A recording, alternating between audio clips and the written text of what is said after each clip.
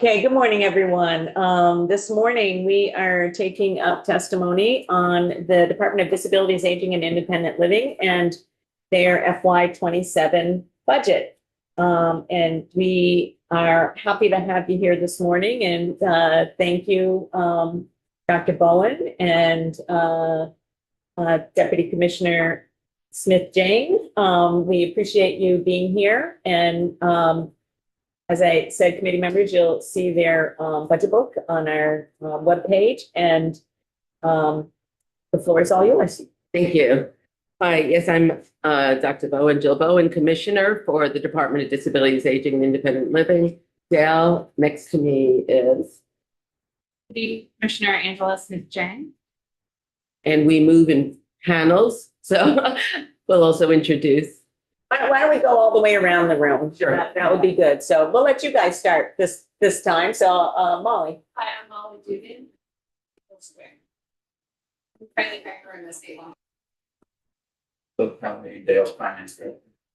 Bill Fraser, Deputy Director of Medicaid Policy Agency. Jeff, I know.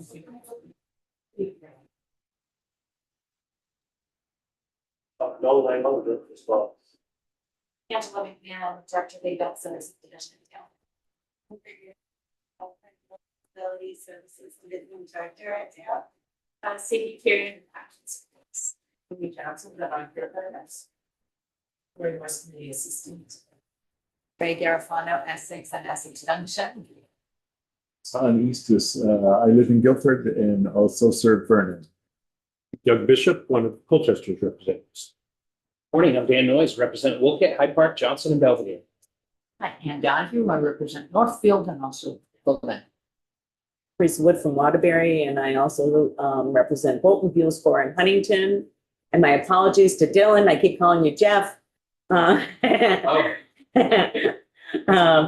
Esme, would you like to introduce yourself? Sure. Hello, folks. I'm Esme Cole, rep of Hartford, and apologies, I'm a bit under the weather, but going to try to make it in when I can soon. Thank you. Thank you. And Representative Nielsen just joined us. So it does seem like we're always chasing a fan. Oh, yes. That's This fine. is gonna go off That, I was gonna momentarily. say, It's I just, looked at it and I said, It's- okay. it's boiling hot water because I need hot water. Okay, good. It's just gonna be hot water today. So it's gonna Great. go off. It's already, okay, Yeah. thank you. So what we have up here, we're going to just go through our testimony document, just highlight a few areas to present to you, and then we're happy to answer questions. So if we can go to page 4. Front page. It is. Yeah, Yeah, you probably have it all.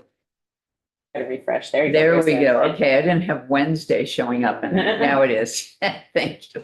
So it's a section called Department Highlights. We just want to highlight a few areas for you. So there are many things going on at Dale, and you all know, but for the general public, the Adult Services Division, which is inclusive of Older Vermonters Focus, the Division for the Blind and Visually Impaired, the Developmental Disabilities Services Division, the Division of Licensing and Protection, which includes survey and certification and the Adult Protective Services, and the Division of Vocational Rehabilitation, which does business as hireability and is inclusive of the Employee Assistance Program. So Age Strong Vermont has been a big focus of our work and is a highlight. This is a 10-year multi-sector, multi-stakeholder plan on aging. It is one of a small number of states that have embarked on this level of plan. We have the second fastest growing demographic in the country. We have now completed year 2 of implementation, and in this month, later this month, year 2 report will be released. And when we have that, we'll get that link to you. Conflict-free case management, which know nothing about in here. Yeah, so that's, and the focus has been, on both developmental disabilities and in the adult services division, programs moving to CMS compliance and went live and the developmental disabilities went live 10/1/2025, with its initial phase. Next page. The Developmental Disability Services supported housing. There were several initiatives that grew out of the Act 186 planning grants. And in Randolph, Upper Valley Services, Open Hames Best, the Housing Project. In Waterbury, Marsh House has an anticipated completion date of this spring. In Burlington, the Champlain Housing Trust has worked in collaboration with families and individuals and direct service providers, and are developing a 10-unit service supported model in Burlington. Able House opened, it was Northwest Counseling and Supervisory Services, which was particularly important because it's the intersection between developmental disabilities and aging. So this is a focus. This is these folks sort of forever house because it's set up to be able to address aging in the developmental disabilities population. So Can I ask a question, Commissioner? One of the things that's been brought to our attention, actually, some of these newer residential opportunities, but it also impacts, I think, longstanding residential group living situations for the state, and that's the licensing and protection regulations and how they define TC, therapeutic community residents, as essentially not permanent, essentially. And when we're setting up housing for people, we're really looking for permanency and longstanding. And is there any effort underway at the department to revise or develop, something that's called something different, or a regulatory scheme that would enable, permanent housing for people? this came out of the Act 69 work group, highlighted in that work. And we've created a subcommittee of the standing committee to focus specifically on that issue. What exactly is needed? What would it look like? Do we have what we need somehow in place now that can be used there, or do we need something different? So that's a committee which came out as part of the roadmap for housing options. And I don't know if Jen, you want to say anything further about that, but that work is also underway. So we had our first kickoff meeting about 2 weeks ago. Excuse me just a minute, Jen. When people from the side talk, I'm okay with, people from the side talking, but I just identify who you are, because it's hard for people to tell on Zoom land. Sorry about that. That's okay. Thanks for the reminder. So I'm Jen Garrity, and I am the Developmental Disability Services Division Director. So as Commissioner Bowen said, from the Act 69 subcommittee, the recommendation was to have another committee to really dig into the licensing issue. Are there the correct levels of licensing to meet what is needed in developmental disabilities services, especially as we look to develop additional kinds of housing, service supported housing being the most prevalent preferred option moving forward, or do there need to be changes, or even just a new category developed? So what we've done is the Developmental Services State Program Standing Committee, at the request of the Commissioner's Office, has commissioned a subcommittee which had a kickoff meeting in January. We're meeting approximately every 3 weeks through June to study this issue and talk about sort of what the current state is and how we can move forward to really meet the needs of this population while ensuring proper safety, protections, and quality over safety. And they'll make recommendations and.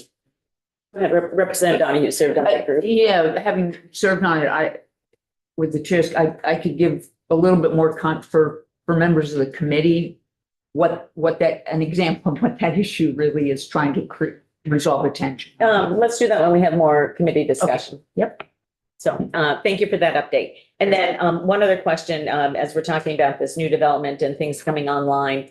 So that will require, I'm presuming, for most of the folks with, intellectual or developmental disabilities, the presence of a, HUD stipend, rental assistance, and from what we understand from the State Housing Authority, that essentially no new rental assistance vouchers are being administered until, it's sort of like this trickle. If, if somebody leaves, then they're able to,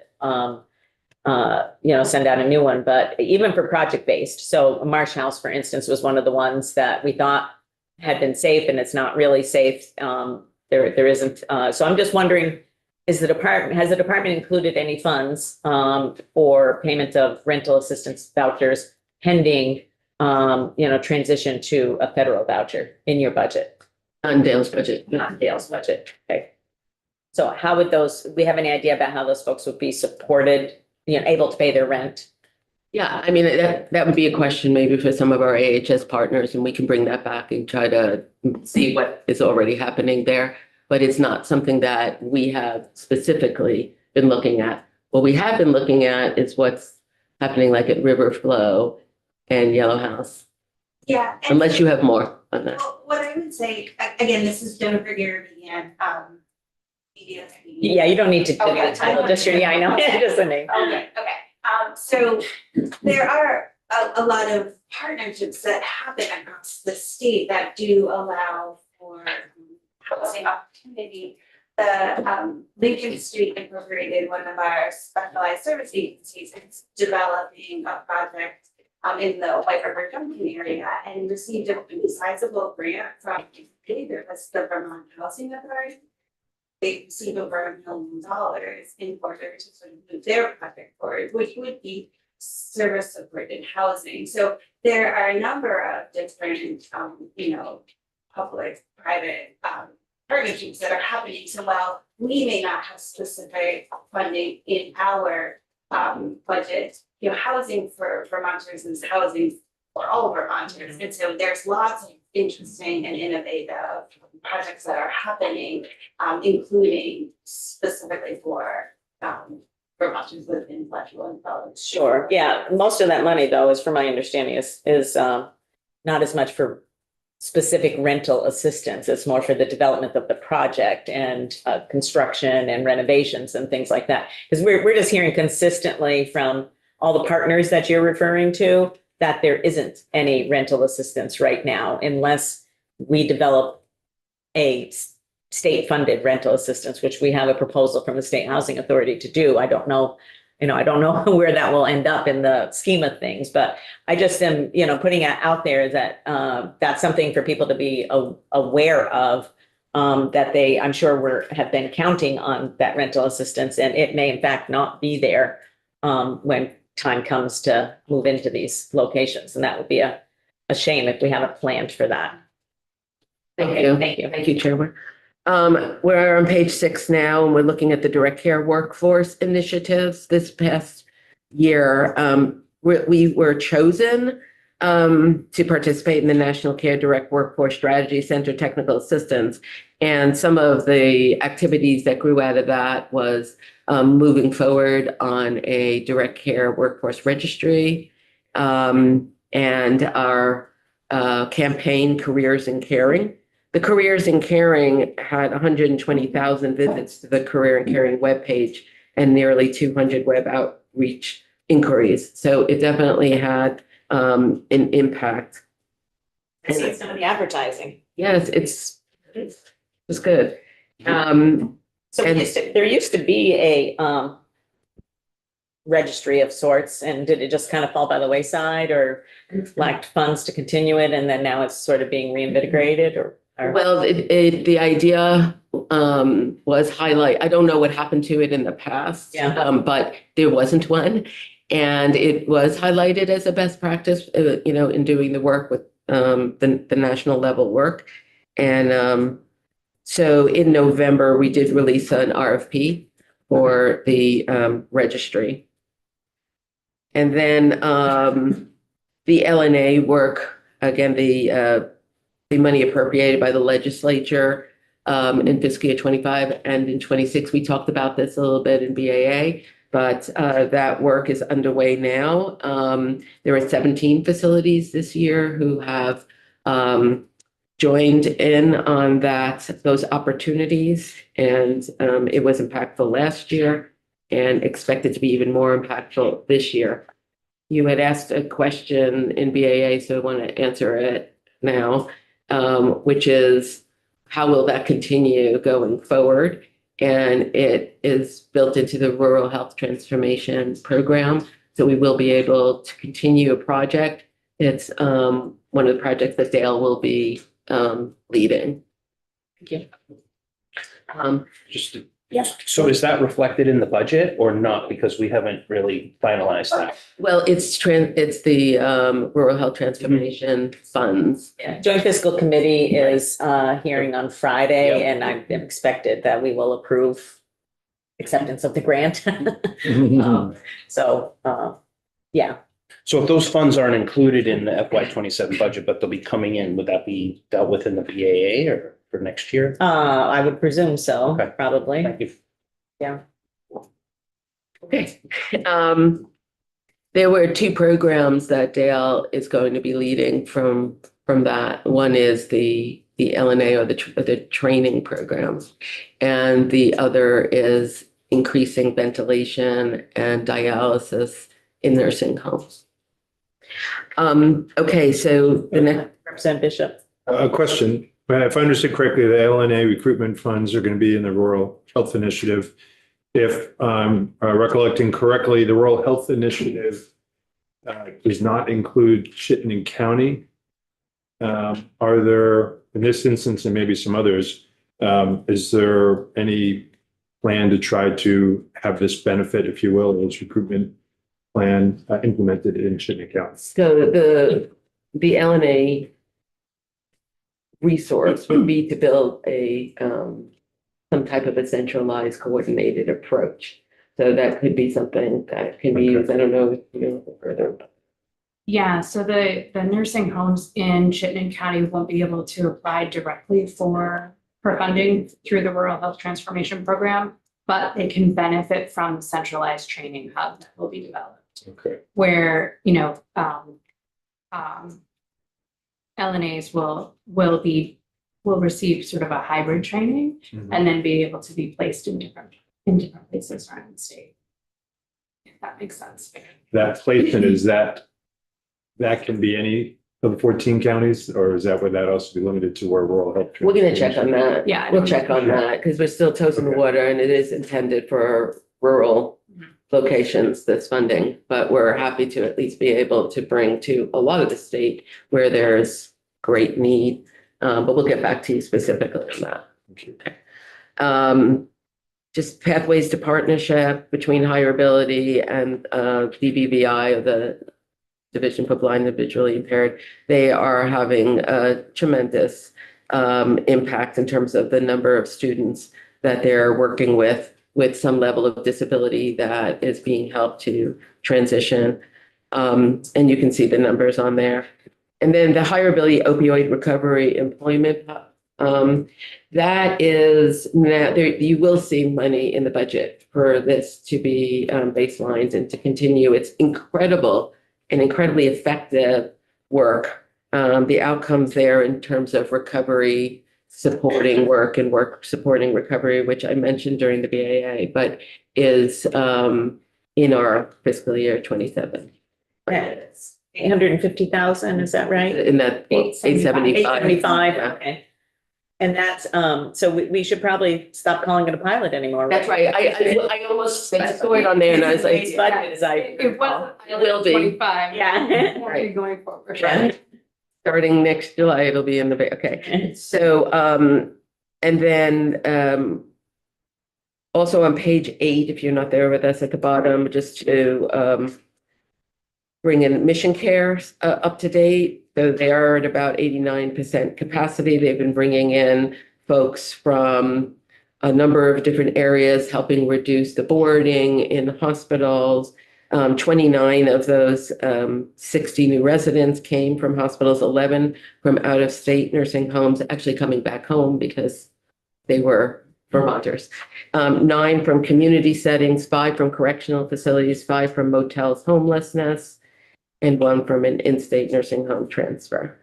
Can I back up just a minute to deaf, hard of hearing and deaf-blind Yeah. services? Mhm.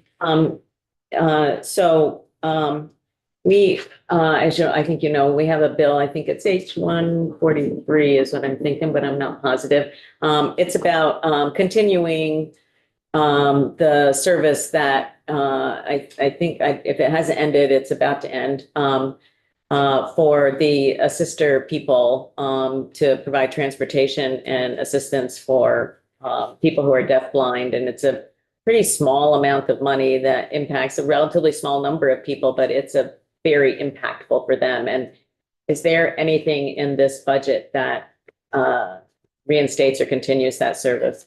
No, not specifically for that service. We were able to extend it. I know we had talked about it some time ago, and we were able to get funds to extend it, but those were one-time funds. So, So is that officially ended, or is it going to end June 30th or June 30th? yeah, we were able to get through to the end of the fiscal year, but not beyond. So, And how much on an annual basis is that?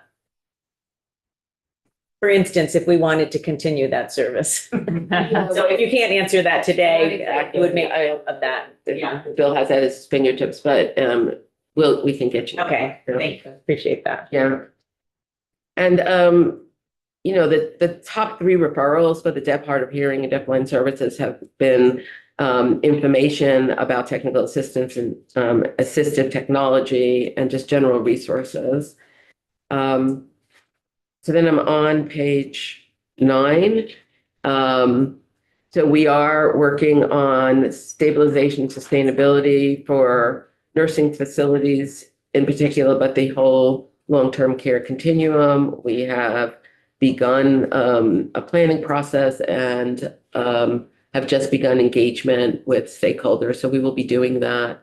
This is not a budget at this point issue. This is just informational that we are embarking on that this year. The 5 areas of focus are capacity and infrastructure, workforce. Workforce is a major driver, as you know, financial stability, quality of care, and complex care. Commissioner, we have a question. Yeah, I'm sorry, back to 8.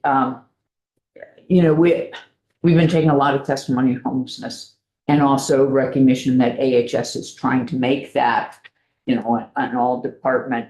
And one of the things we've heard a lot about is the extent of homeless folks who have very complex care needs. So I'm looking at the numbers and seeing 5 from motels homelessness. And I'm wondering how connected are the systems of, you know, outreach and identifying the needs of people who are homeless and connection to something like this that might be what's needed. There's vacant beds. So it is extensive, right? So, and I'll turn it over to Angela to give you some more specifics on that. This is just Mission Care. This isn't the whole nursing. I was just going to ask, do you know how many in the other nursing homes have accepted people who are homeless? I don't have that number off the top of my head. Okay, but we do have We do- data to say where yeah. people went. We Yeah. can, yeah, we can Yeah. do that. But I'm distinguishing, I mean, my understanding of this program is specialized for those complex care needs that other nursing homes really can't address. And we're hearing from testimony on homelessness that many of these folks have that level of complex care needs that they are not able to go into a standard nursing home. Everybody of the 60 have complex cares. Everyone that of the 60, so it may be different kinds of complex cares, but yes, yeah. I'm sorry, I'm not articulating the question right, because I do understand that. I'm wondering, there are vacant beds. We're hearing there are people with that very high level of complex needs on the street or in the shelters who can't be admitted to a regular nursing home. Why aren't they in here to be, I mean, that's Right. oversimplified, but Right. So I'd go back to looking at our data around who is homeless and on choices for care, right? And as of the last data I looked at, it was 27 individuals, right? A number of them are considering nursing homes. And so they all have a case manager working with them to make that happen. If they're running into barriers, then we work on that. And then we consider mission care as a potential option if they meet the criteria for that.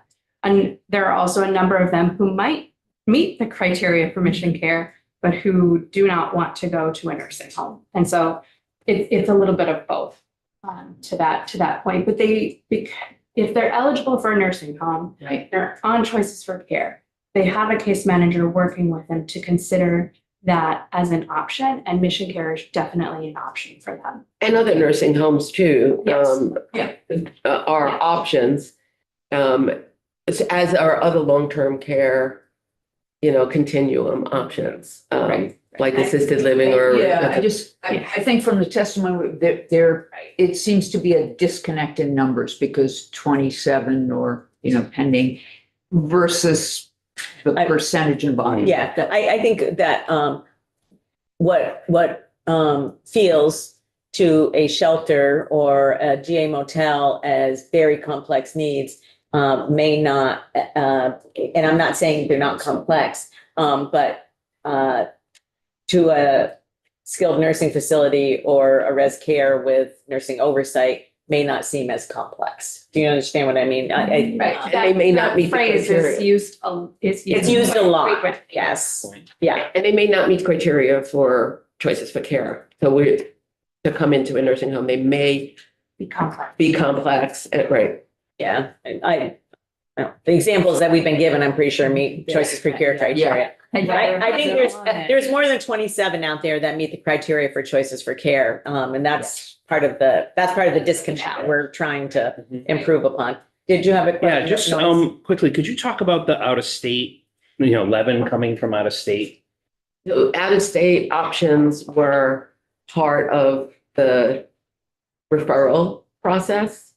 And still could be, right? And- Vermonters, you said they were Vermonters Yes. returning to Oh, Vermont. they're just people that were housed out of state are coming back. to Because there Vermont. wasn't a placement. Because it wasn't a place for them That here makes sense. Thank you. for that level of care, right? Fine.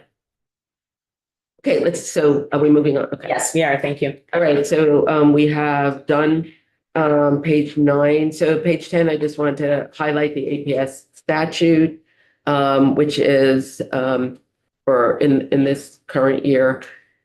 This is the CMS regulation that we needed to come into compliance with. We did come into compliance with all of it, sort of ahead of the game because what our Vermont version was close to the federal version, except for the caregiver negligence piece. This past year, we all came together. There were 14 meetings with various stakeholders. It was clear at the outset from Dale's perspective that all positions were of concern for Dale. If it's the workers who are uncomfortable, or if it's the need to ensure that our workforce is protected, and there's need to ensure that the individuals we serve are protected, we're going to go in and look at how we can all work together. And 14 meetings later, there was consensus that was developed. And so we feel like we're on a pretty good track for addressing caregiver negligence in Vermont in a way that is aligned with CMS requirements and also has a tremendous amount of stakeholder input. And the result is one where everybody is pretty okay with it. So I'm looking and seeing that this timeline wise, it seems as though you need a bill. There is one. It's on our wall. It's up there. Is it, does that have the agreed upon Mhm. language? Yes. Yes. Okay, we just added to our must pass list. Okay. Wait, you can say it. Yeah, go ahead, Rebecca. Maybe an amendment going to the last. Rebecca Silvernagle name down. And anytime we're working on that. I think we have it looking at that's true. It was just a time frame based on what the input was Implementation. from, Timeframe. Yeah. The last section of the bill contains, it was sort of technical time frame. After a conversation with the stakeholders. Got to do a little bit of everything, so Okay, that's all. okay, all right, so- No, we're all trying right, to find thank it you. here. So, it's up there.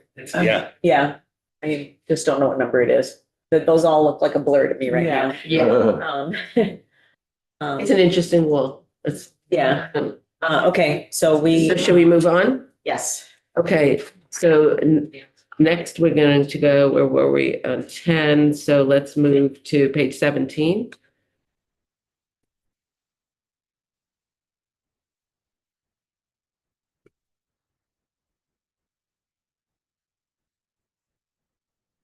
Okay, so what we wanted to highlight here was there were nearly 7,000 people who received choices for care services across all settings. 973 were in moderate needs group and over 6,000 were in the highest needs groups. And this is basically showing the comparison between 2025 and 2024. So you can see areas where there was growth in the different types of services. Enhanced residential care, home and community-based moderate needs, nursing facilities all had some growth. And nearly 4,600 are in home-based settings. Nearly 800 are in residential care or assisted living facilities, and nearly 3,000 in NIPS. And on the next page, so just before you move to the next page, so,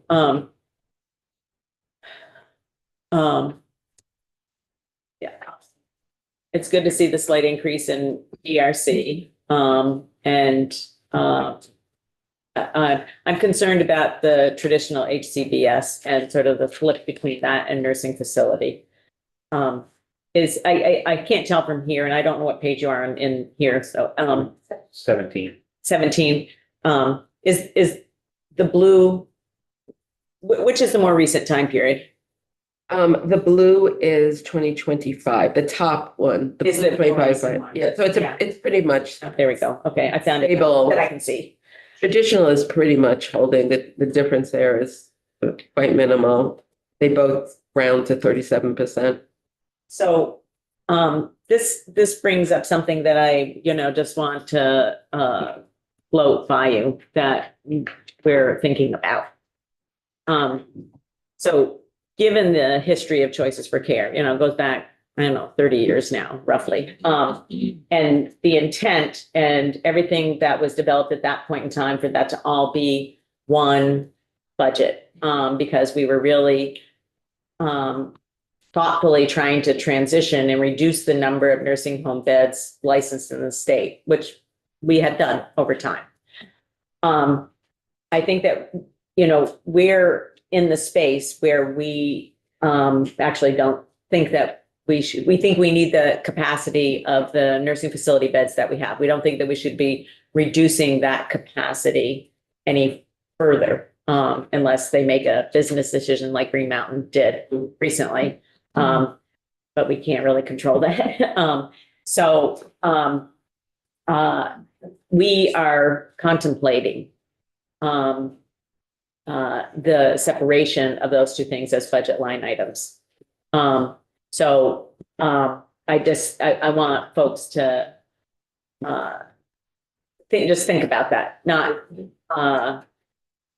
recognize all of the history, and I recognize where we're at now, and I think that there is growing concern in the body, for people who know about this stuff, that we want to be able to continue to focus on the non-institutional services, and not do it at the expense of the nursing facility or vice versa.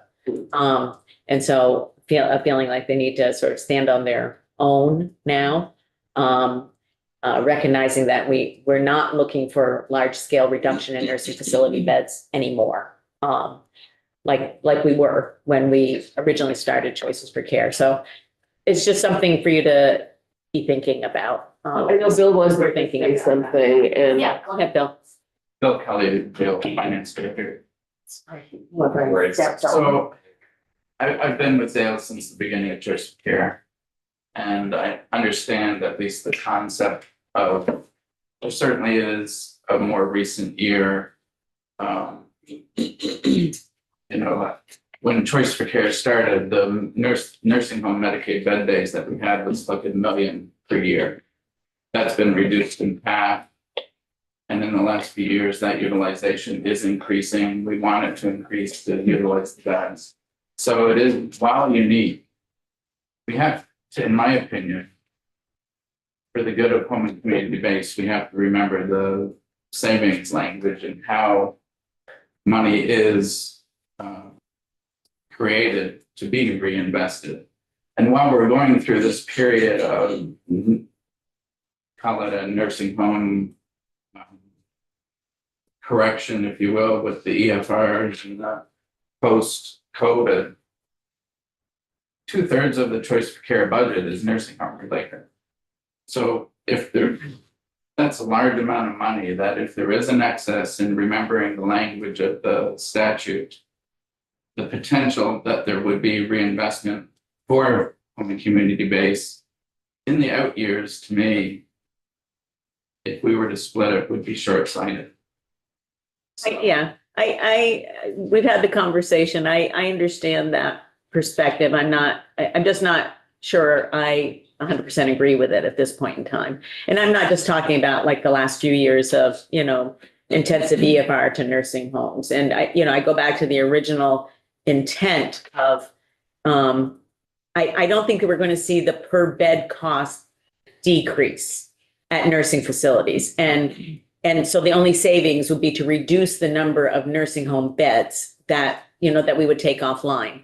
And what I'm saying is that I think we have reached a critical point where we actually shouldn't be reducing the number of nursing home beds, which is much different than where we were, at the initiation. So I understand what you're saying, that, the lion's share of the money is in skilled nursing. I don't think we choose one side budgetarily at the expense of another.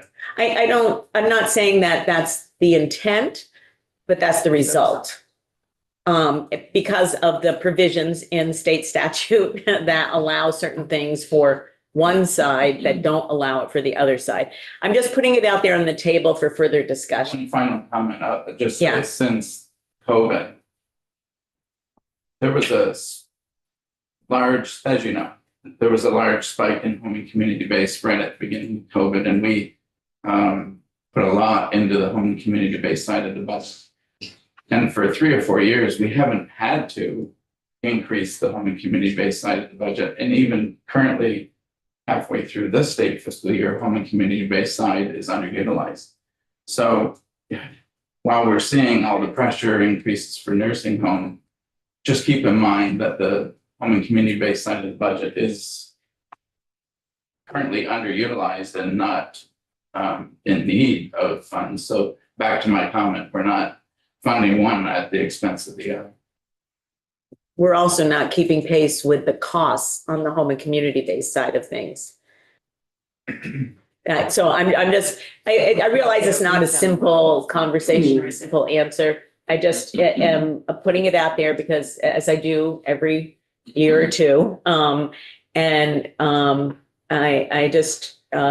didn't want people to be surprised if we start to have conversations about that. That's I all. appreciate that. I mean, we have to think a little bit about it. Since I get it. Yeah, I And get it. you're talking about mechanisms that are there to keep nursing homes afloat that aren't necessarily there. I appreciate that. I also do want to say that I've heard you now, you mentioned like 2 or 3 times, we are at a place where we need these nursing home beds. Yes. We're also concerned that projecting forward, we may need more. So that's another conversation. If in fact, with the growing demographic and the increased complexities and folks in the, not necessarily in the 60 to 80 range, but the 80 and above range Yeah. is growing, as a demographic, that we may find ourselves in need of additional nursing homes. Exactly. You just made my argument for me. Thank you. Always happy to make your. I know. You just need to convince Bill now. Okay. All right. Thank you. Okay, so the next, page 18.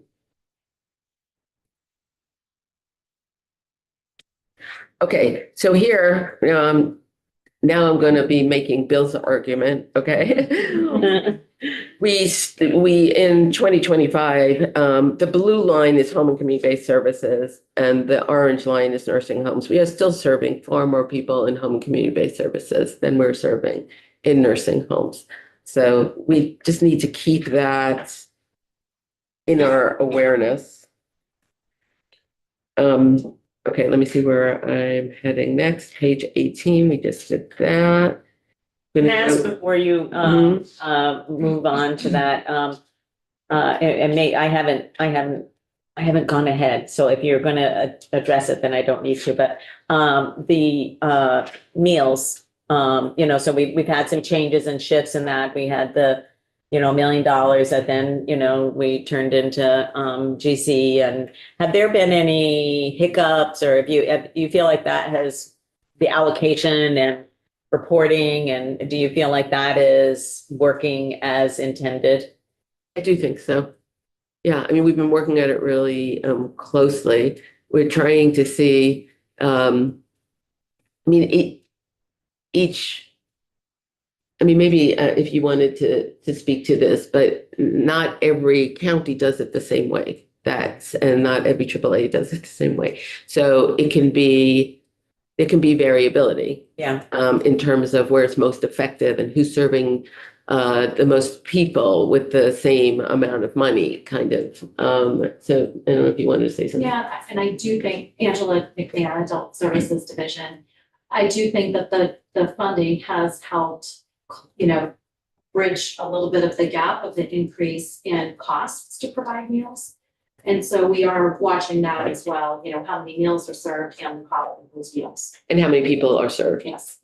right? Because there's a lot of meals per person per year, which is good. Yeah, I think, maybe there's a little bit of concern about, we are hearing from meal providers that they're not necessarily, and it's anecdotal, and I hate anecdotal information because it's not data per se. It's, that there's some, issues, I guess. And I'm just wondering if it's because they talk to one another, I'm just wondering if it's because there's differences in how each AAA is administering the funds that come down. Yeah, I don't really know. And also the cost of the meals is not the same depending on they administer it, so it's different across different AAAs. And also some put fundraised money. So it's just different so there are some counties where they may feel the provider may feel they all would like. They all want more. Shockingly. Yes. Okay, right. Yeah, they all want more. And the work they're doing is phenomenal. And again, I always remind folks about the volunteers that are part of this across the state, because without them, we couldn't do this at all. And to remind people that for many people who are isolated without their visits from Meals on Wheels, sometimes that's their only visitor. Yeah. So I think you want to. Representative Steady and then Representative Noyes. My question is, at one point in my time, I think I worked for Choices for Care at one time, they were having trouble getting transportation for the adult day programs. Has that gotten better? So some adult, I don't know that it's gotten better. Some adult day programs do have transportation and some don't. Yeah, I think it continues to be a barrier for people to make it. Yeah, that's from rural areas. Sad part. We did hear that one of the, I believe it's Scotland House, was able to purchase a van from another adult day. And so really hoping that helps with their transportation. And I think every center is just trying to be creative in how to address transportation. How about SSTA or GMT? I think that for some people that works and for some areas that works, but there are limitations. across the Limitations. system. I know, I felt bad. Yeah. Representative Noyes. Yeah, thank you. Just back on the Meals on Wheels real quick. So on that FY 24 meal cost analysis, you add everything up, it's about a $7 million difference between reimbursement rates, both the general funds, the Medicaid and the Older Americans Act. And then if you just take that and look at like inflation since then, just to make them level based on, as we know, food costs have been going up. It works out to like 1.6 million increase in that time frame. Your So, question, Representative Noyes? yeah, so you're just, you've got that level funded in At that level, and not increasing based on inflation. right? In that budget, it's level. There was that increase that the legislature provided and then the match. Yeah. The other sort of creative way to bring more money into it, but there isn't any additional. Okay, great. And is that at risk at all? I'm trying to remember if that was part of GC investments or my recollection is it was investments, and I know that there's some looking at whether some of those investments are going to go away in the renewal of the global commitment. Yeah, we're worried in general about investment Yeah. going away in the 1115 waiver. Yeah, We heard about that from the secretary, so. yeah. We have a number of programs. Yeah. But this could be one of them. It could be. Yeah. But remember too, Meals on Wheels is primarily funded by the federal government, the Older Americans Act, right? And so we also do, when we meet with the delegation, we advocate for funding increases to the OAA, because that is the primary way to increase services through those programs. But it's still under $4. Agreed.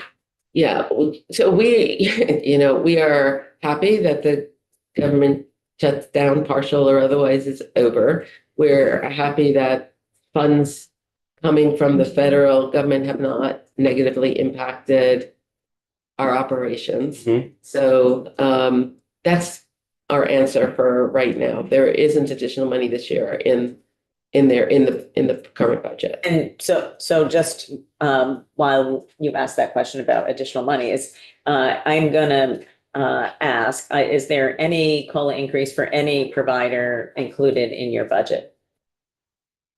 No, Just the statutory nursing. just the statutory one, right? My point again? Which is just the nursing home. Yeah, Yeah, it's just nursing homes. Yeah, statutory. yeah. Okay. Thank you. Yeah. Thank you for putting up with our questions as we go. No, and they're important. I mean, Mr. Kelly has a Just comment. your question regarding supportive services program for DBBI, that was 115,000. 115? Yeah. Okay, thank you. the annualized. Is that annualized? Yeah. Um.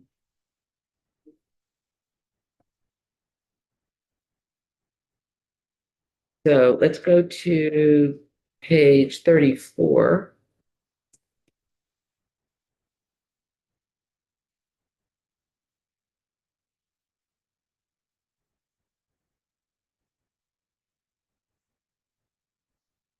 Can you go first to 33? No, yeah, I think it's you. Is this 33 or 34? Okay. Mine was just slightly. No, this is totally fine. What we're looking at here is the success of the DBBI activities. So we just wanted to, so both DBBI and higher ability, so we can show you. Compared to the nation, we have higher employment rates. We have higher median earnings, and we have higher measurable skill gains. I just wanted to give them a shout out for the work that they're doing locally. And if we go to, I think it's page 46. See, you do under on page 33, you do a consumer satisfaction survey. Yeah. And it's good. It's good to see that. Is that done independently? Is it okay? Thank you. And then on page 36, we should have the higher abilities version, Page 46. page 46. Yeah, yep.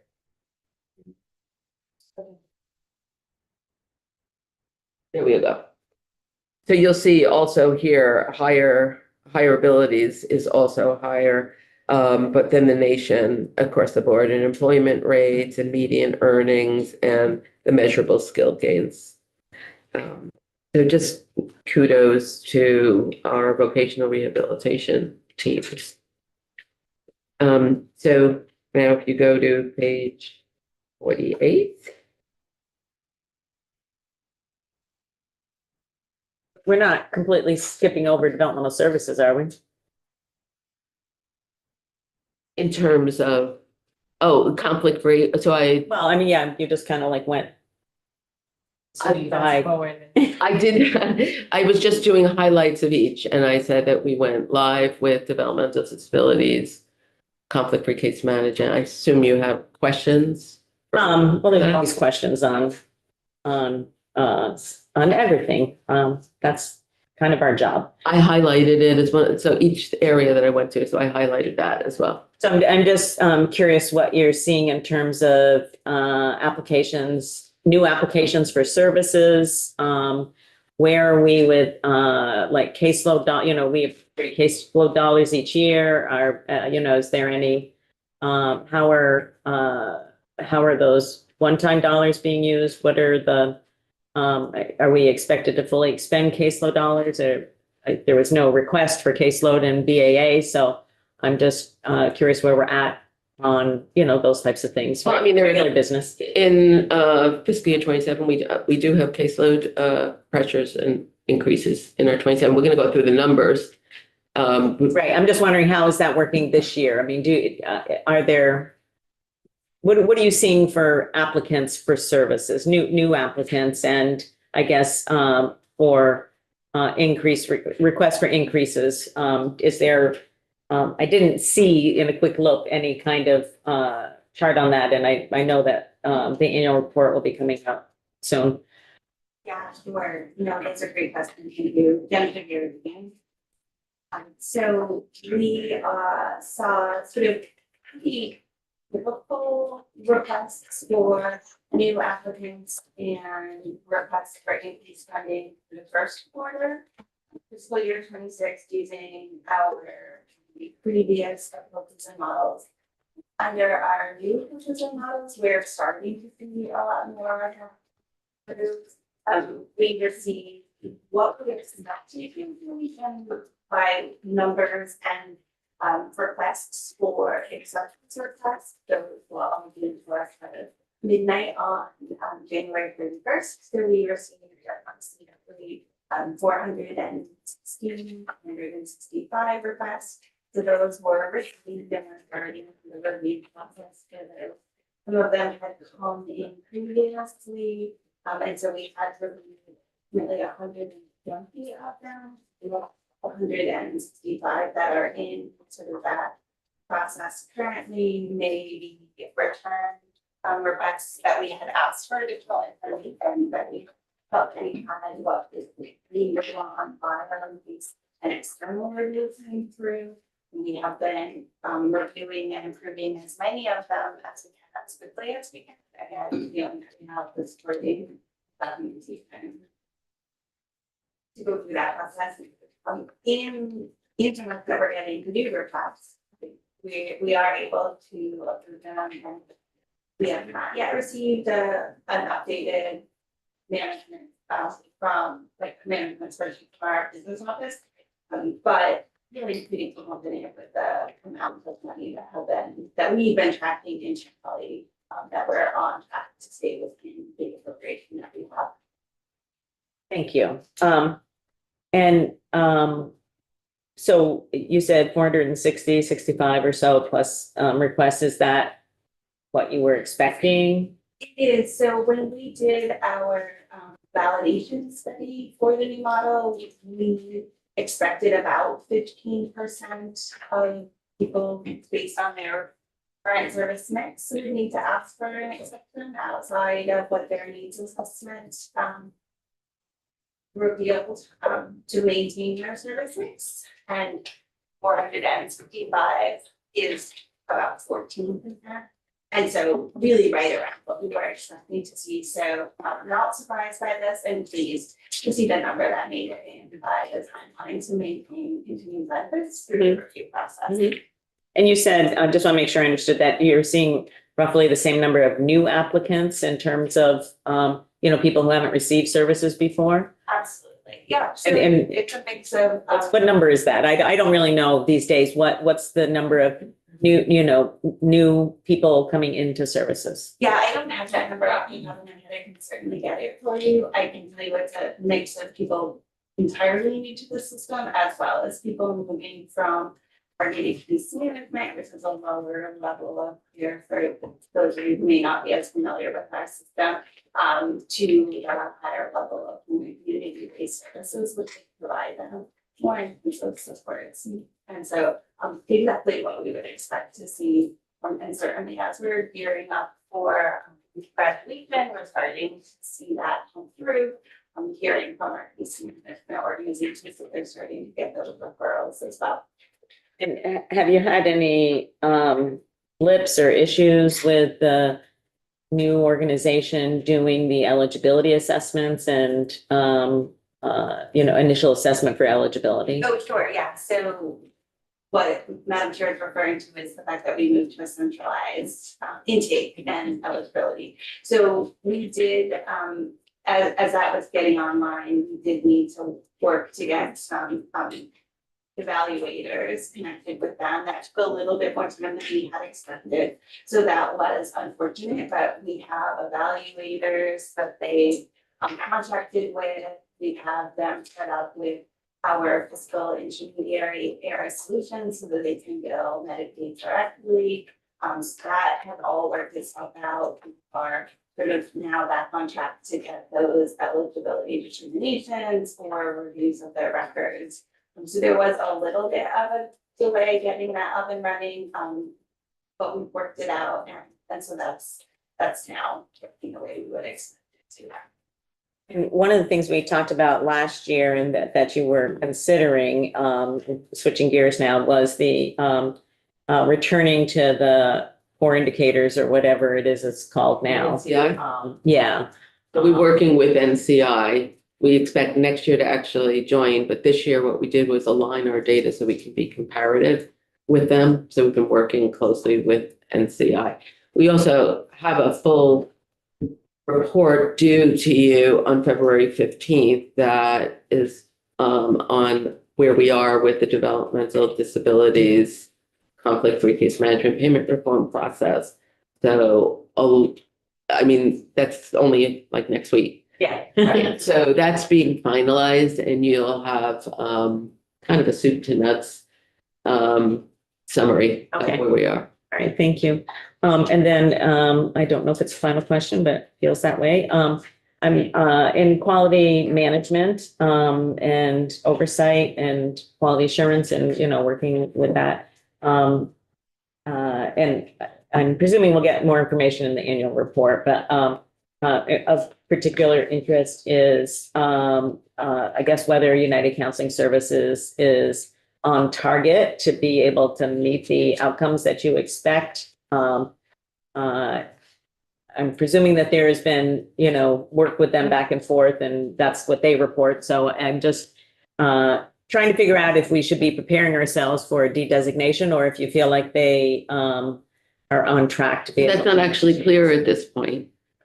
Okay, so they submitted the first month's worth of data. There was a lot in there and some questions for them. So I will get a full briefing on that. And based on that briefing, there will be further conversation with the CEO and the board chair.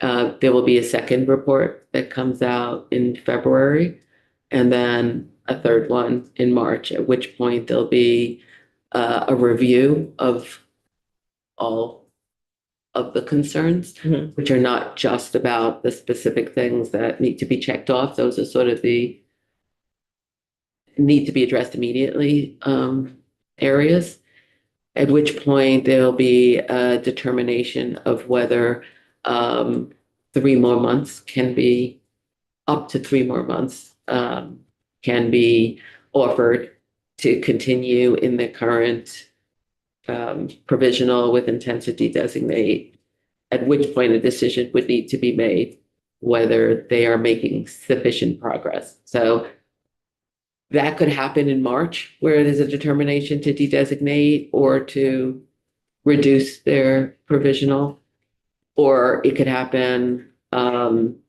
as much as 3 months after that.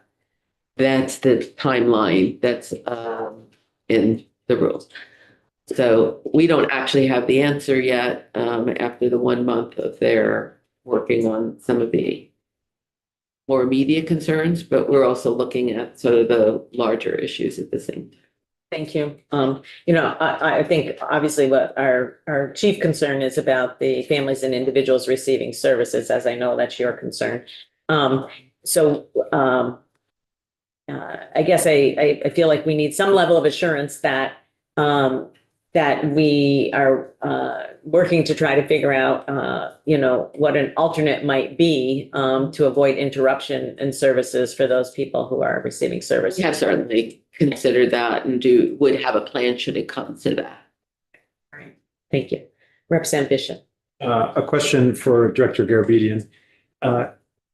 In the second quarter of the fiscal year, the first with a new system, if I understood correctly, there were 465 exceptions, I think was the phrase. And that came in on the expected 15%. How does that vary from quarters before entering the new system? So is it normally 15% exceptions requested, or is this anticipated because of the new system? It's a new process. Yeah. The exceptions process is.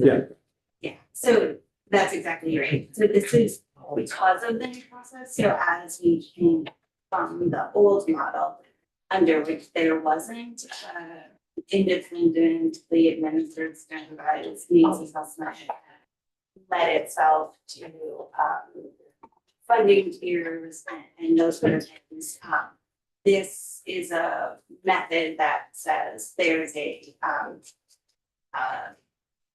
funding tier that has a maximum to it, and if the services that meet those needs are above that, then the state has a review process and authorizes the funding over that.